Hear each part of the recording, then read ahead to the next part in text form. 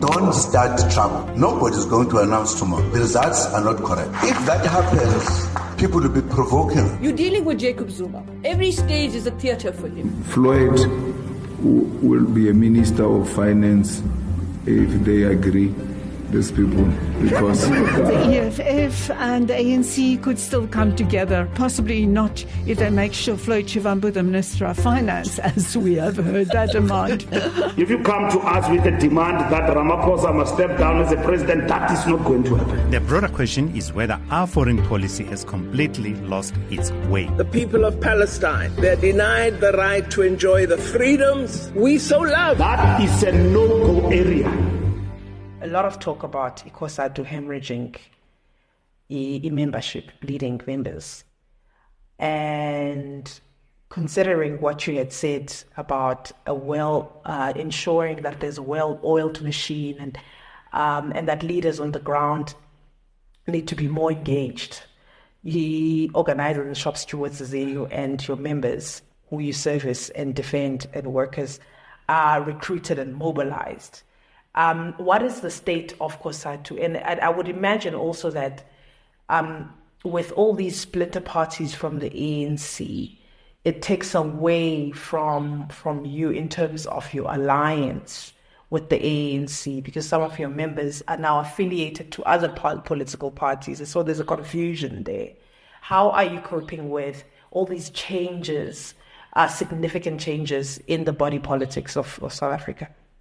No, thanks, Liz. Look, firstly, you must say that with an appreciation that COSATU represent workers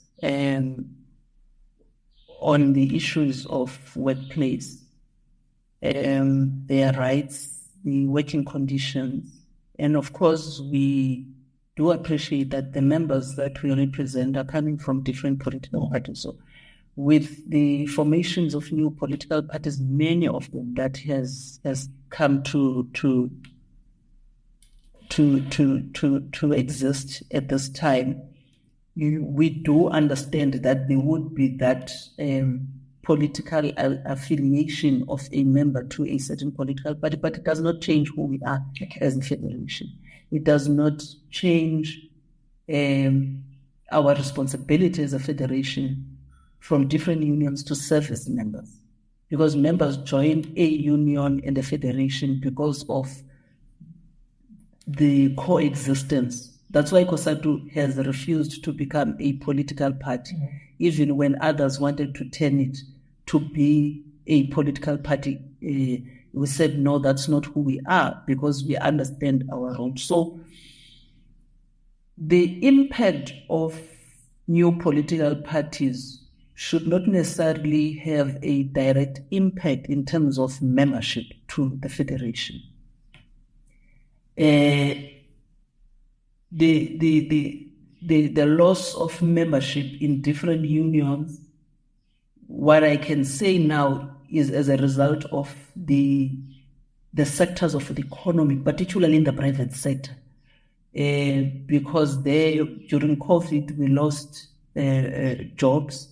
And the economy is still struggling to recover from that.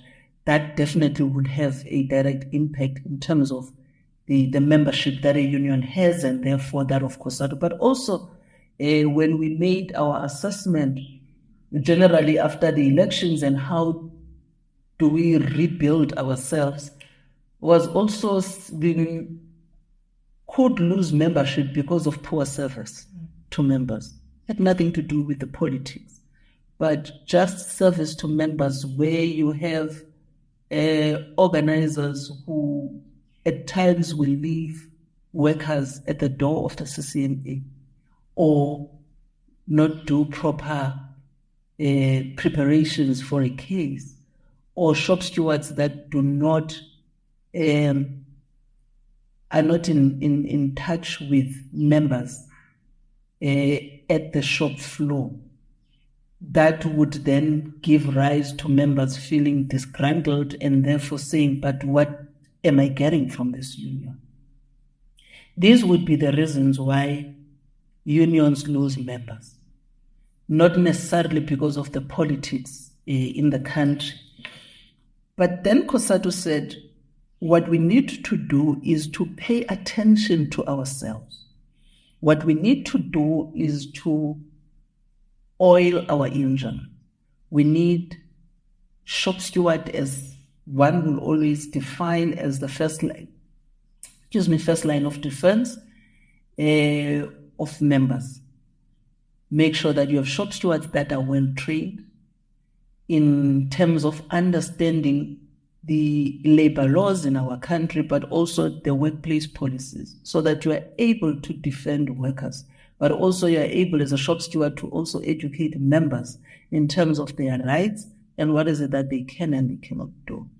But also you need to have strong organizers who understand the responsibility of an organizer as an engine of a union, in ensuring that that engine is always, hitting all cylinders for a better service of members, because organizers are paid by workers. And then you need to also have a leadership that is in constant touch with the realities that are faced by members on the shop floor. For an example, when now you have post office that is closing down, you have leaders that from the national level to the workplace who are with workers at the post office to understand what does it mean when a post office is faced with the crisis that it faces, and and also what are the alternatives for members. Do you have leaders and shop stewards who are saying, what are the trends globally? If post offices closing in, what is the alternative in the sector, and ensure that we get workers to be trained and ready for the alternative sectors of our economy, because we are moving to digital, artificial intelligence and all of that. And this is a kind of a trade union federation that we need to be, to ensure that we understand the challenges that workers are faced with, but also we are in touch with the realities that are taking place in the global markets, and how do we prepare workers to be reskilled, upskilled, to take on in terms of the new sectors of our economy, and that is what will ensure that we become relevant at all times. How do you begin to do this repurposing? Because it sounds like somewhat of repurposing and the reorganization. When does it start, and how much time do you have, considering the changing climate in South Africa in terms of government as well? The time that we have is now. And I say that because nothing is waiting for us. We have traveled the world, and we've seen, for an example, in Europe, where in the retail sector, you cannot avoid having self-service counters, as an example. It once came to be introduced in South Africa, and I said, we're not ready. So we need to start bringing those discussions ourselves as trade unions at the table during negotiations, not for us to move to such, but to prepare for such eventuality. So the discussions that we need to be bringing now during the negotiations that are taking place in different sectors is to have a company that is able to share its vision of what would be the impact of this sector in the coming future, and therefore what kind of employees are going to be required, so that we bring that conversation ourselves as trade unions now, not wait for the employers, because when employers do so, it is because they say tomorrow is the first of the changes that must take place. and we would have lost a lot of time. We would have not been able to pace ourselves in terms of that transition. But also we must be able to then put that conversation and say it has to be a just transition. Like we're saying in the energy sector that we want a just energy transition, it must be a just transition in all sectors. And the time is now. Listen, you can't put definite time frames, but it is of immediate. It is important right now, because what we have seen during COVID is that we were all forced to use Zoom, Teams, and not go to work and not travel, but still continue to be productive in having our meetings online. There was no transition. We had to jump and get ourselves there. And I think as a trade union movement, we have learned from that. That is why we are calling for every union, every member, every shop steward to read the trends and let us force these engagements to be part of the discussions in the workplace, so that we set the time, we set the pace ourselves. We are not forced to have a discussion. We are calling on the discussion. We are saying, let us talk about it, so that there is no employer that will say transition is taking place tomorrow.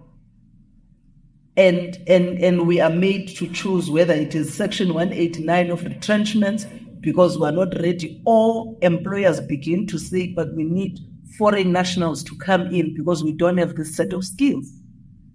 So let us be able to have that conversation and identify what kind of skills are we going to need. Do we have them? We don't have them. How are we going to train our members? Do we need to create relations where we are posting members to certain countries to gain such skills, or we are going to have them coming here, or we are going to, but the sitters, the response of sitters also into what the market is going to need, because we're talking about the jobs of the future, looking beyond the jobs of today. And it's an ongoing discussion, but also we know where we are coming from. We're coming from steam engine. We have moved. Now we are on the electric car vehicles. We have not moved with, in the mass in terms of getting ourselves there, but already in certain sectors they are talking about bringing in electric vehicles. But our workers in the auto sector ready have the required skills, so that when we are manufacturing in large proportions in terms of those electric vehicles, do we have the required skills for us to be able to compete with the world, or we're going to rely on others coming to South Africa to be employed, to be engineers of that and operators, because South Africans are not ready. And we are saying, as a trade union movement, we need to begin these discussions ourselves, prompt them, because at the ultimate end, it is our members that are always at the receiving end, and not in a good way. They would lose employment because we're told that they do not have the required skills. I want us to go back to what you were saying, and I think this is very important, what you've just opened up in this discussion, which is around reskilling workers. And what you were talking about when you said that 10 years ago, you said you were not ready, and government understood that. But there hasn't been a shift in the readiness in terms of South Africa to get with 4IR and and also artificial intelligence in the digital age. And the digital age is here, and companies are slowly shrinking the capacity in terms of skills, because they are no longer reliant on people. Are you willing to accept that change now, or are we still not ready for that now? Change is inevitable. We can't postpone it. That's why I'm saying we need to get ourselves ready, because it is gonna come. If we're going to be a country that is competing in the global markets, but also not just in the global markets. If we're going to be a country that is a gateway to Africa, as we are called, if we're going to compete in the Africa Continental Free Trade Area, if we're part of BRICS, and BRICS is not just about us, being a last born in the family of BRICS, but a senior player in the game at the table. We are competing with China. We are talking about trade relations with China. That is highly competitive. China that has moved and is creating artificial intelligence. And India too. Yes, India. You are talking about Russia that, even if you're talking about the defense ammunitions and all of that, these are the first world countries. And we are in a trade agreement and trade relations with them. Are we at par with them? And if we are not, then we need to up our game. Because if we keep on postponing, then they are going to keep on coming as big uncles to South Africa because they must give us what we do not have. It does not stop us from engaging in those markets. But because we don't have the right workers who are having the right skills, it means China must bring their own workers to South Africa. Not to even transfer, but to do the work that South Africans should be doing. So the rate of unemployment continues to rise. And therefore it means even when Africa Continental Free Trade Area is in full swing, South Africa would not be ready to really influence the skills that are needed. It means then we will still need to rely on China, India, and others to come in and say to us as the African continent, this is the skills that are required if we are to also trade with yourselves, but also because you don't have people that have the skills who have already developed them, and Chinese people will be coming here. They are already in Africa. So how are we going to change it? It is not about what we say. It is going to be about how aggressive we are in moving away from being a developing country to becoming a developed country that is able to really compete on an equal footing with the rest of the first world countries. And therefore it requires us as workers who are the drivers of the economy to be ready to drive that economy that is competitive with the rest of the world. Does the character of trade unions or COSATU, does it change with this changing world? I mean, in the sense that, and this is me being a layman, in that what I would necessarily identify with COSATU is mass action. I would identify COSATU with influencing policy in terms of the ANC.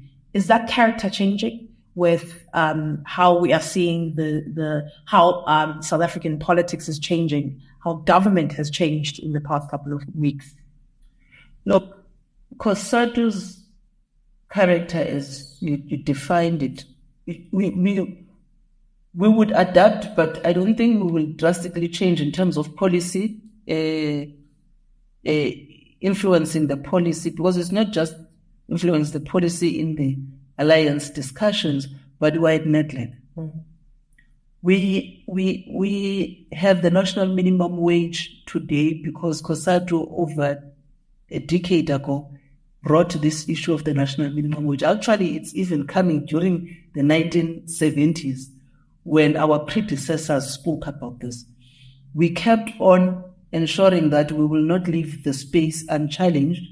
And today we have the national minimum wage. On the national health insurance, the president and sign it into law. It is because we have made our contributions at NEDLAC and also in Parliament. We came with a number of reforms. We are ready to work with the cabinet, the new cabinet. And we're not working with the DA. We're not working with the IFP. We're working with the cabinet of South Africa. Under the President Cyril Ramaphosa in the Government of National Unity. The policy position that we have does not change because now we're dealing with a minister that is coming from a different political party. Ours is principled. We're raising this that we're saying we don't want the erosion of the gains that we've made in 1994, but also we understand the vision that the country has and how we should move forward. And we will continue to negotiate, as we say, at the NEDLAC, in Parliament, at the level of the Alliance, but also we continue with the mass action in the street because that's what the Constitution allows us to do. What we do not win in the boardroom, we'll take it to the street with an intention of ensuring that we are building a better South Africa. And but whether then we would adapt to new ways of negotiation. We are an organization that keeps on growing. We have young people that are part of the labor market now. Even in how we do things, we do understand that we have evolved in how we communicate with our members, in how we set up, even in terms of the negotiations now and the things that we're putting in it is because of the character of the federation with the new members that have joined the labor market, the young workers and all of that. We are dealing with a trade union federation that has public sector workers, you have professionals, you have domestic workers. We are a federation that consists of workers that are coming from the most vulnerable to the professionals. And we have to be adapting to all of these in taking care of all of these members. We have the taxi workers union, that is an associate of the federation working towards it being registered as a trade union so that it can affiliate to COSATU. And so doing things the old way is not going to work. We have to adapt. We have to understand the membership that we have. But also it must be about us, how we engage and relate with other trade unions globally. So COSATU has to adapt as we move forward, but we do not lose who we are, the essence of who we are. We are not going to stop saying now we are going to protest only maybe through petitions. And it's one way of doing it, that you raise a petition, you have signatures and all of that, but that robust character of the federation cannot be lost in the midst of it, because it is the way that we understand that what we do not win, as I've said, at the negotiation table, we must take it on the street. But as we do so, and I've said this, Lizeka, in addressing the Nihau Political School and also the COSATU PC, even in the CEC of June, I said, we must also not be a trade union federation that gets comfortable in having Section 77 from NEDLAC and we go on the street and we have full-time shop steward and members are continuing to be at work running production, when Section 77 and the socio-economic issues we're raising are the issues that are affecting workers and the general mass population of our country.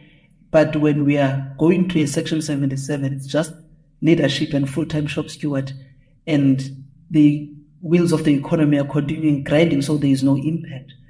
It must not be a Section 77 of it's do you call it? It's like we're going for a jog, a walk, a fun walk, or it must correspond. It must, when a worker that is at the shop floor, COSATU is calling for Section 7, it must be because that worker on the shop floor understand why a Section 77 is called. And it must not take too much convincing for that worker not to join or to join the strike. It must be because it finds resonance with that ordinary worker. And these are the things that we have raised in the CC of how we're going to rebuild COSATU. We must not be comfortable in talking to ourselves. And when a worker is asked about the very same issues, a worker cannot articulate them because they do not understand what it means. Your assessment of the elections. Several people have their own assessments. The chair, the ANC, Secretary General, I'm sure you see, Secretary General kind of pinning it to the Zuma factor. Yes, there are underlying issues, for instance, corruption and state capture and so forth. What do you think is, when you're assessing it as COSATU, what are the reasons that you have seen for this massive decline? It was dramatic. The decline was dramatic, not only in the provinces, KZN and Gauteng, but also nationally. What do you attribute this to? I think government of the sixth administration, yes, they have built houses, but you begin to see the work done or spoken about on the eve of election, cutting ribbons, doing this. We understand that there's a lot of time that it takes before you can build a house and complete it. But we seem not to be communicating. I think government lacked of the sixth administration the communication on the work that government was doing, and waited until the election period to electioneer, to do election programs around the delivery of services, when people have been waiting to understand what is the government is doing about their condition. And we began to see ministers coming through. Secondly, I think for me it is as much as the ANC has done quite a lot in rebuilding the ANC, the step aside rule, but there was still a bit of conflict within the ANC itself about the step aside rule, for an example, and seen by others to be an ammunition to get rid of others, and you lacked that appreciation of what South Africa expected from the ruling party in terms of its renewal, and not just talking about it, but seeing that renewal, and less of the voices that are opposed to it. We seem to have said to the people of South Africa, we are on a renewal path, but also there were voices internally within the ANC of those that were opposed to the renewal, to an extent that even with the formation of MKP, you would begin to doubt where these people are standing. Could they be moving with, are they in the ANC but outside the ANC, and all of that? Of course, then it then says to the electorate, but if you have such internal conflict within the movement itself, how are we going to trust them with running a government where we need clean governance? If you must still argue about the step aside rule as an example of something that you are saying we must trust you because this is what you are going to do differently in the next administration. So for me, it is an internal factor in the ANC that I think the ANC should really begin to think deeper as to whether, for example, and I want to stretch it even further, should the NEC members of the ANC be available for cabinet? Or should the NEC members of the ANC be NEC members for oversight of deployees of the ANC cabinet? Was then these discussions of step aside, we would not have them as a point of conflict in the NEC, because the NEC would be a political oversight of deployees who are in government and in cabinet. Not the same people who must do oversight for them about themselves. And then you have those that are ministers, or deputy ministers, they are NEC members, and then there's a step aside rule, it's affecting me. Then I want to politicize it because I'm doing a political oversight over myself. I think the renewal of the ANC and the confidence that people would have to the movement is when you have the political oversight, which is the NEC, separated from those that are deployees in cabinet. And they're able to come back to the NEC to account and be called by the NEC. For example, the ANC goes to the NEC and you have deployees of the NEC in cabinet coming and chairing the commission, posing questions as to why the government of the ANC could not do 1, 2, 3. Are they not supposed to be answering in that NEC why you have not done 1, 2, 3? And when they are here, you must speak to them not as ministers now, but as comrades of the NEC. Then who becomes the minister deployed? So I think when we are to get to the renewal of the movement, we must get to a point where there is a political oversight, not just reliant on the officials of the ANC alone, but the NEC as a superior body between Congress that must really say, how has the ANC performed? But now you have these deployees who are seated in this NEC. Others, because look, the branch of the ANC has the power to put the leadership of the ANC. Irrespective of whether a person meets the criteria or not, in terms of the renewal of the ANC, it is about what the branch said. So then you get the leaders. But why must it be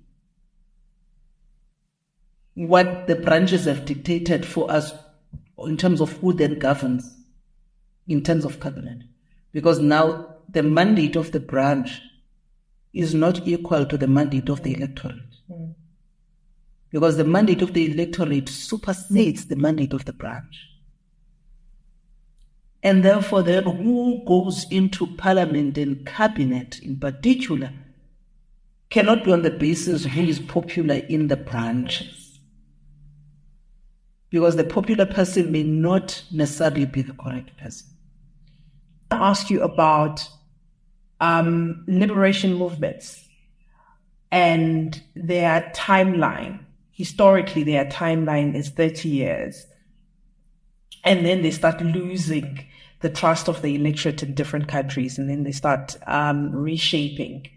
Is it now time to say that the ANC is falling into this trap? Is the ANC dying? Is the ANC becoming a dinosaur? We think the NEC or the ANC and probably the alliance movement as a whole should be able to make this assessment on the failures of government. And we say, for example, I say some bills are left for a long time until they are brought in for them to be signed. We were arguing now, actually not even arguing, we were saying we're meeting the Minister of Employment and Labour, Minister Meth, and we were telling her of, I think, about over 10 bills that are sitting in her office. Of course, she's new. Parliament process has gone. They are sitting there. The minister is just supposed to take them to the next process of getting the president to sign them. So the president may not sign now because the bill is not coming, but the ministers are sitting with these bills, So I think for me, accountability is in both ways. In terms of the deploys, hence I was saying, until we get to a point where an assessment or a political overview of those that are deployed, whether they are effective or not, can only be done by people who have no interest. Otherwise, it will be a push-push. It will be, I'm making an assessment of you because I want to go in.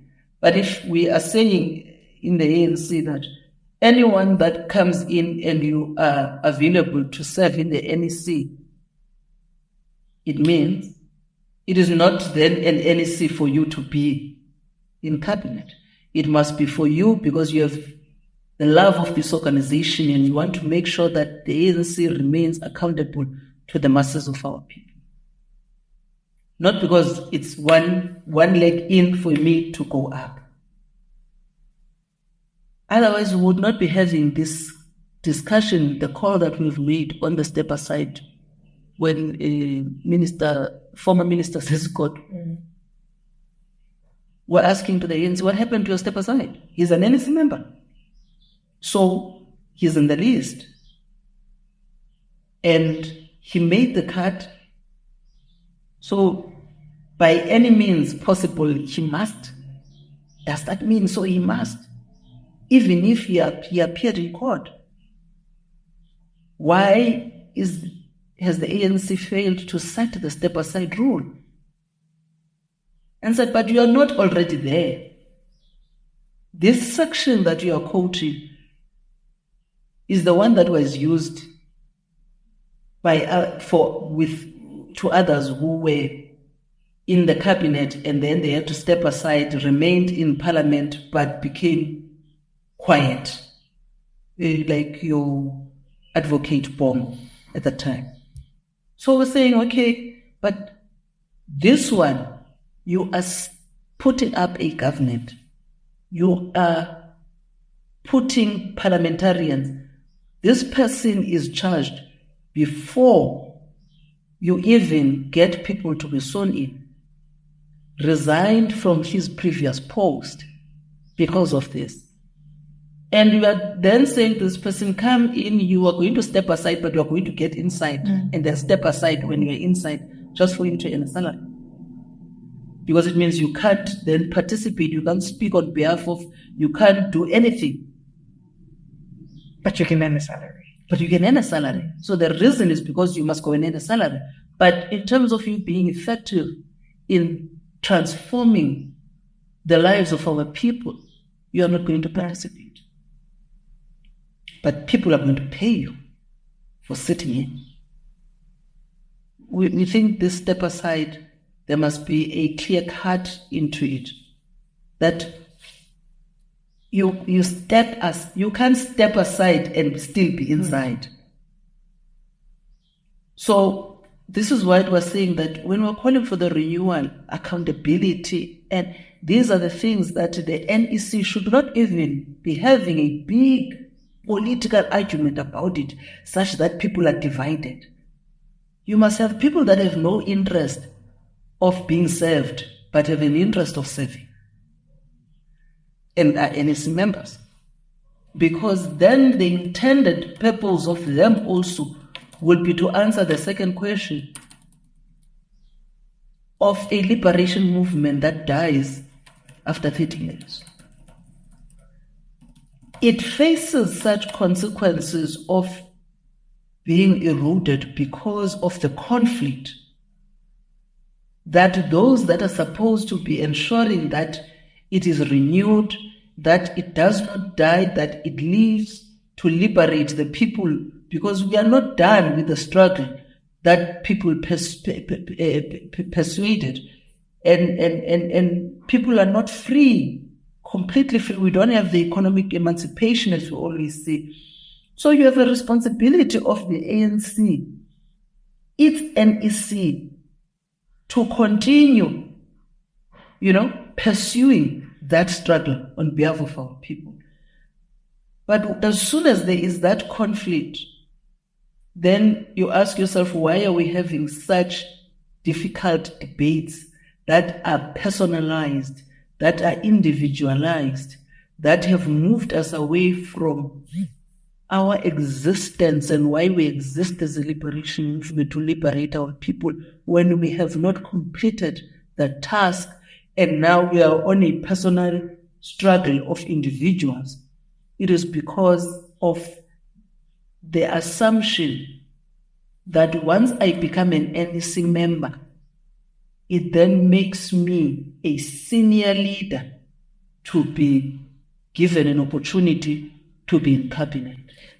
It then speaks to the renewal, that this is this a genuine renewal,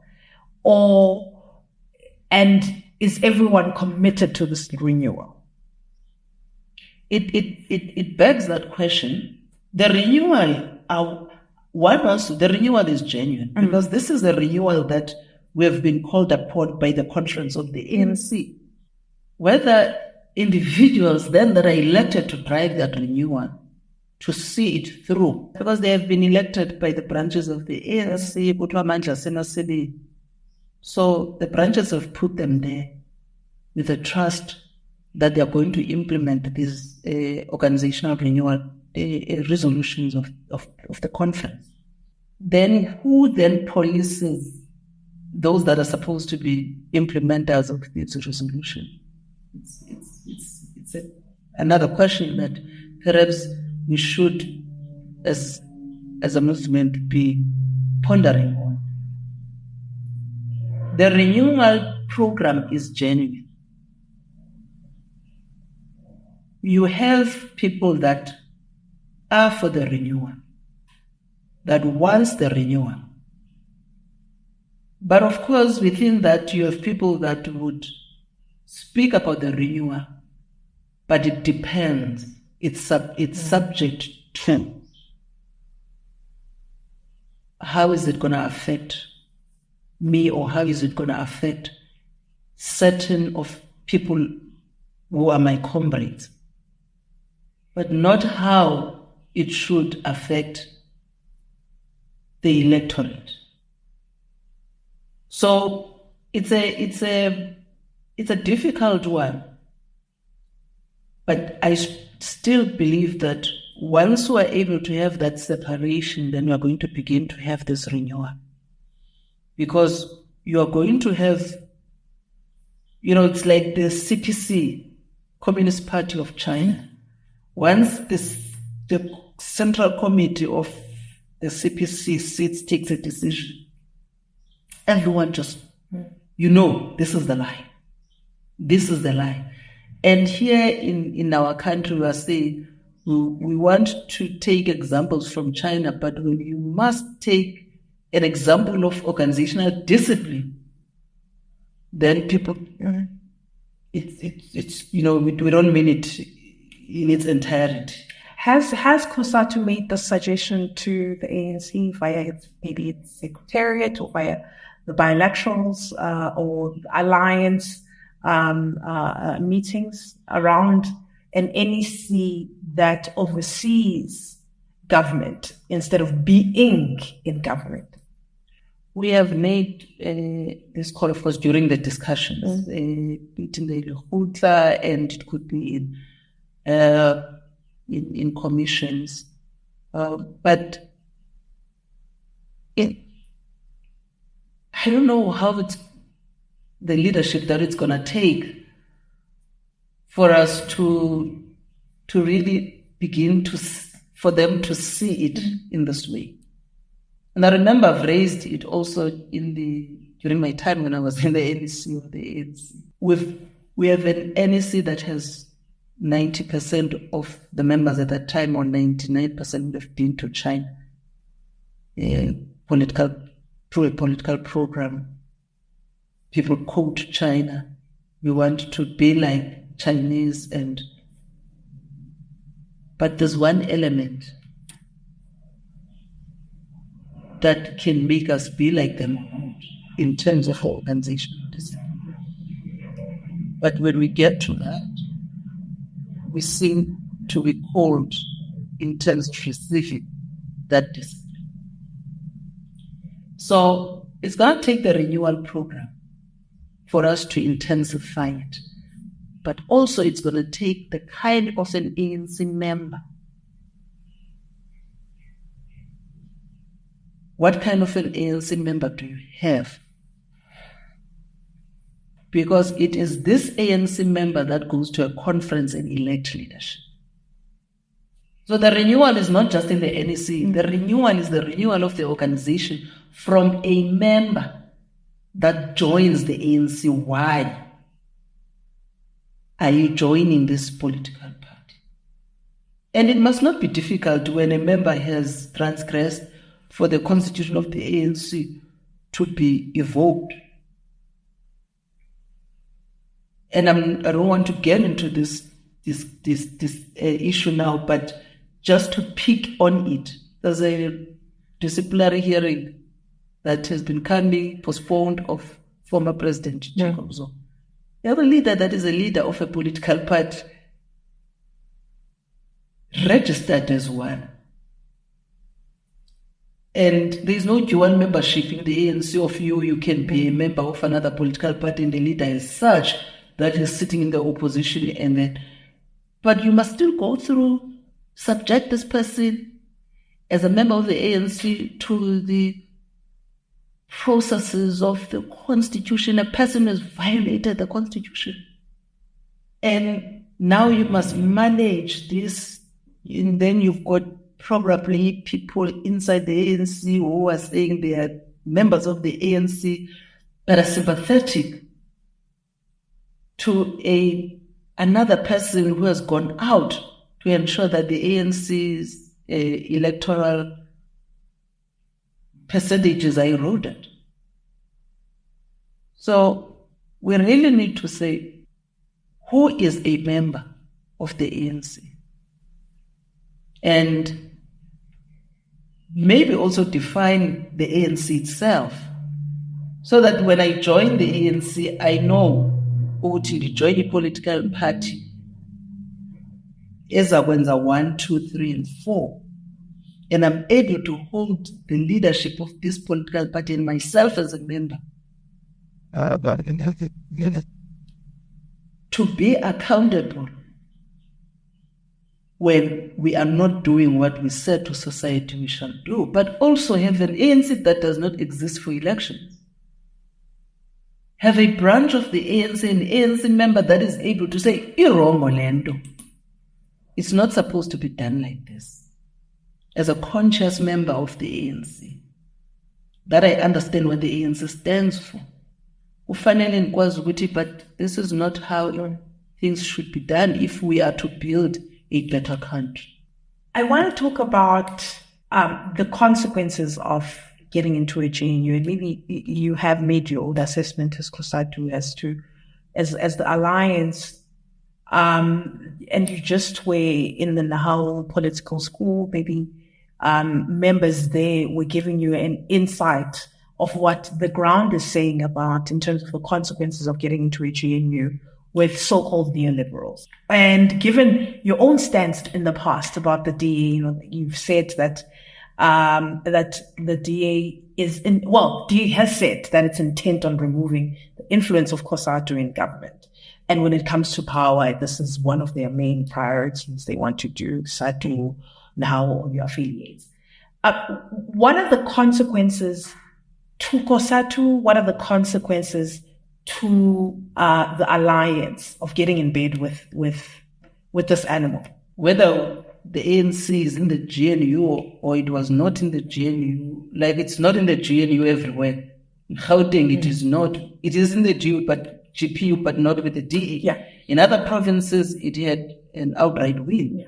So ours, as a federation, is to continue to fight for the rights of workers in South Africa, irrespective of who's in government. Remember, we are the federation that is in alliance with the ANC, but we have not shied away in critiquing the ANC government. We have not shied away in going out on the street. We have not shied away in putting alternative policy position. We have not shied away in calling the ANC on its neoliberal policies. We are not going to start shying away now. COSATU CEC said, we have a responsibility as COSATU to strengthen the ANC inside the government of national unity. We have a responsibility as a federation to remind the ANC inside the government of national unity whom it represents. Now, whether we are in a GNU or we're not, whether the ANC would have chosen to be in the opposition benches, COSATU's plight will remain the same. What this GNU has presented for the federation is the unity of the federation. We do not have the luxury now of being divided. What it has presented is for the unity of workers in South Africa. We have no luxury now of being divided. As all federations,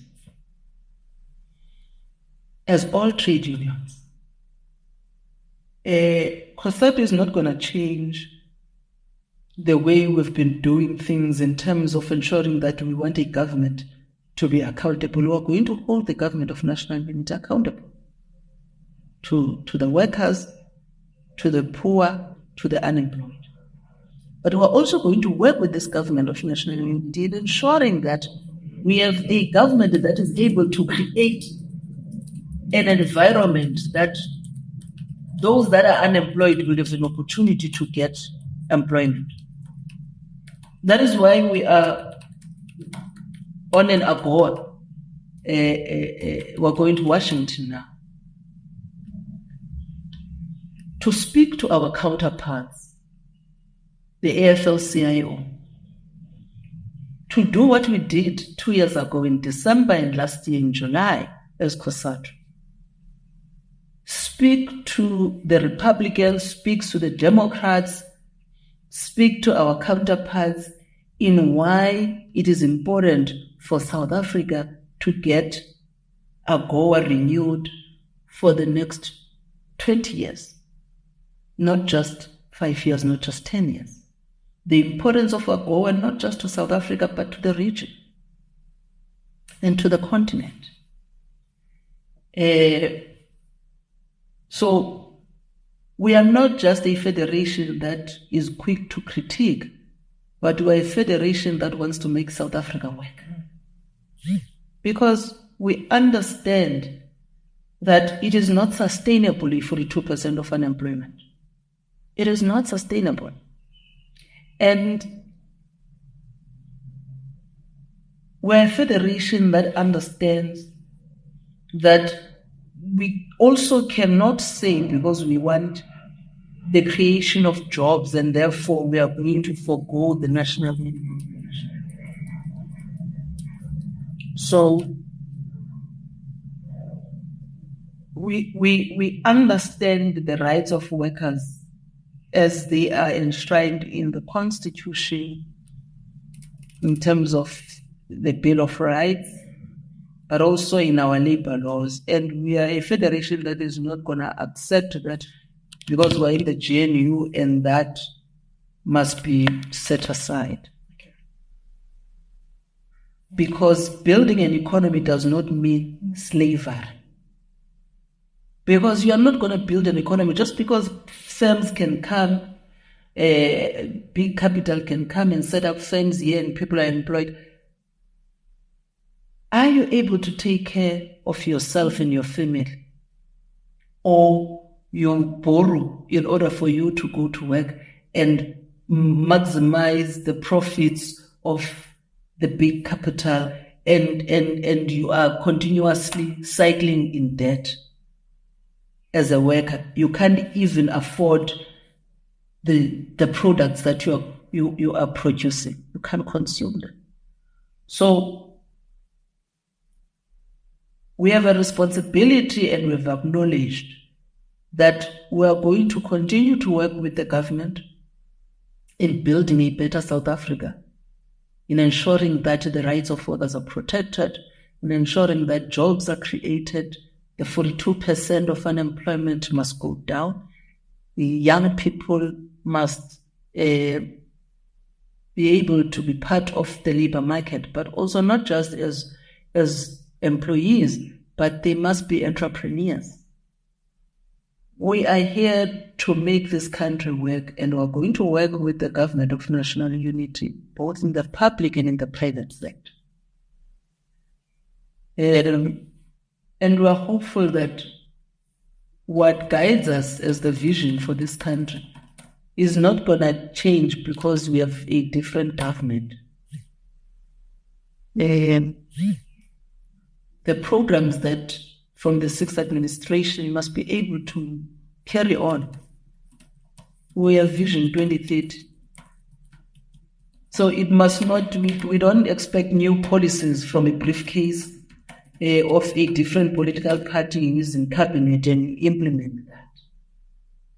If we are to have coherence in how we're going to take South Africa forward, it is about building on what we've already started and hold each leader accountable. Two-pronged question. I'll just squeeze everything in. Your reaction to SACP General Secretary and his statements around the GNU. So he said that the alliance was not consulted on or the ANC. In fact, as the alliance had made its own suggestions, and the alliance felt it was better to coalesce with an EFF and create a minority government. And what do you think, given what you saw? I'm sure you read the Sunday Times yesterday, the Mandasha saying that Helen Zille is creating her own parallel presidency with her DA ministers. Are you assured that, or confident rather, that this GNU is going to last the whole 5-year span? And what do you make of the spats, the back and forth between the ANC and the DA? COSATU's responsibility is to ensure that government is held accountable. So it may last 5 years, it may not last 5 years. On whether there is a parallel government that Helen Zille wants to set up, Cabinet is accounting to the president.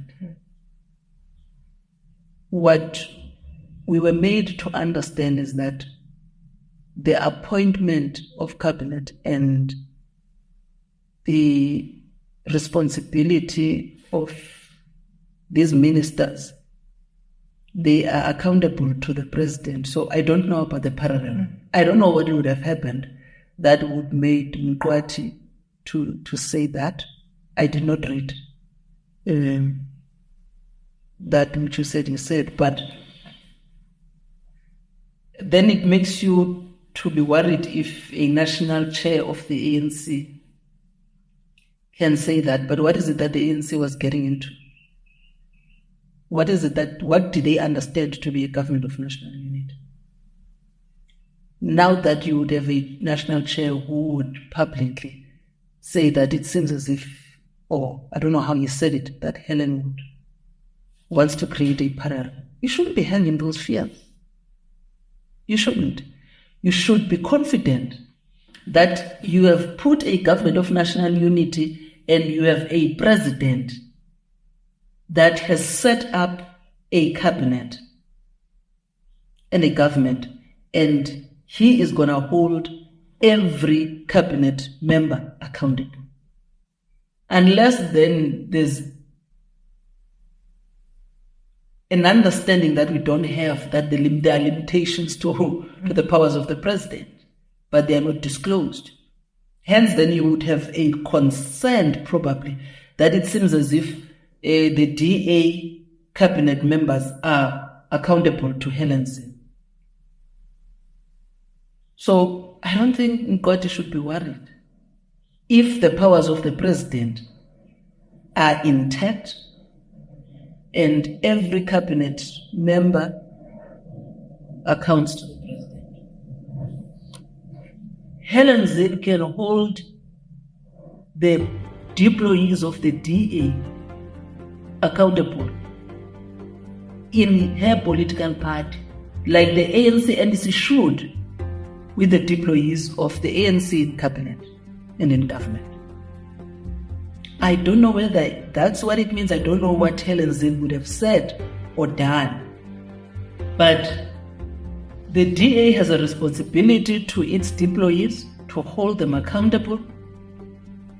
The IFP, the EFF, and everyone, like we should as electorate voters, to the political leaders, that we must hold you accountable because we have given you a mandate of 5 years. Because we have endorsed this government of national unity and therefore we must hold you accountable.